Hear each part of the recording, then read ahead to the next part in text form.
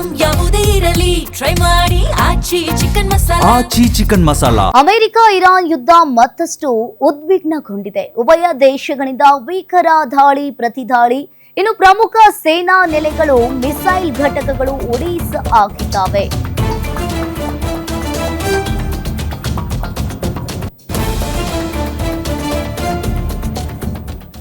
America Iran ಯುದ್ಧ ಮತ್ತಷ್ಟು ಉದ್ವಿಗ್ನಗೊಂಡಿದೆ. ಉಭಯ ದೇಶಗಳಿಂದ ಭೀಕರ ದಾಳಿ ಪ್ರತಿದಾಳಿ. ಪ್ರಮುಖ ಸೇನಾ ನೆಲೆಗಳು ಮಿಸೈಲ್ ಘಟಕಗಳು ಕೂಡ ಒಡಿಸ್ ಆಗಿದ್ದಾವೆ. ಇರಾನ್ನ 140ಕ್ಕೂ ಹೆಚ್ಚು ಸೇನಾ ಗುರಿಗಳ ಮೇಲೂ ಕೂಡ ಅಟ್ಯಾಕ್ ಮಾಡಿದ್ದಾರೆ. ಬಂದರ್ ಅಬ್ಬಾಸ್ ಈಗ ದ್ವೀಪ ಮೇಲಿರುವ ಸೇನಾ ನೆಲೆ ಮೇಲೆ ದಾಳಿಯನ್ನ ಮಾಡಿರುವಂತದ್ದು. ಇದಕ್ಕೆ ಪ್ರತಿಯಾಗಿ ಗಲ್ಫ್ ದೇಶಗಳ ಮೇಲೆ ಕ್ಷಿಪಣಿಯನ್ನ ಹಾರಿಸಿದ ಇರಾನ್. ಇನ್ನು ಜೋರ್ಡಾನ್ ಕಮಾಂಡ್ ಸೆಂಟರ್ ಮತ್ತು ಡ್ರೋನ್ ಹ್ಯಾಂಗರ್ಗಳು ಧ್ವಂಸ ಆಗಿದ್ದಾವೆ. ಬಹರೇನ್ನಲ್ಲಿರುವ ಅಮೆರಿಕ ನೌಕಾಪಡೆಯ 5th ಫ್ಲೀಟ್ ಮೇಲೆ ದಾಳಿಯನ್ನ ಮಾಡಿದೆ ಇರಾನ್. ಇನ್ನು ಕುವೈತ್ನ 3 ಗಡಿ ಭದ್ರತಾ ಕೇಂದ್ರಗಳ ಮೇಲೆ ಭೀಕರವಾಗಿ ದಾಳಿಯನ್ನ ಮಾಡಿರುವಂತದ್ದು. ಕತಾರ್, ಒಮಾನ್, ಯುಎಇ, ಅಮೆರಿಕ ಆಸ್ತಿ ಗುರಿಯಾಗಿಸಿ ಇರಾನ್ ಕೂಡ ಈಗ ಪ್ರತಿ ದಾಳಿಯನ್ನ ಮಾಡಿದೆ.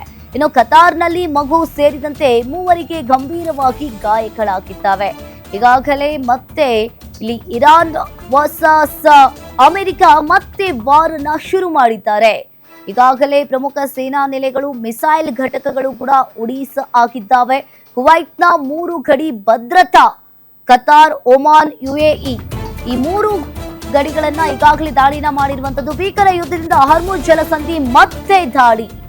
ಈಗಾಗಲೇ ಭೀಕರ ಯುದ್ಧದಿಂದ ಹರ್ಮುಜ್ ಜಲಸಂಧಿ ಮತ್ತೆ ಬಂದ್ ಮಾಡಲಾಗಿದೆ. ಅನುಮತಿ ಇಲ್ಲದೆ ಸಾಗ್ತಾ ಇದ್ದ ಹಡಗುಗಳ ಮೇಲೆ ಇರಾನ್ ದಾಳಿಯನ್ನ ಮಾಡಿರುವಂತದ್ದು. ಹರ್ಮುಜ್ ಬಂದ್ ಅಂತ ಹೇಳ್ತಾ ಇರುವ ಇರಾನ್ ವಾದ ಅಲ್ಲಗಳೆದಿದ್ದಾರೆ ಟ್ರಂಪ್.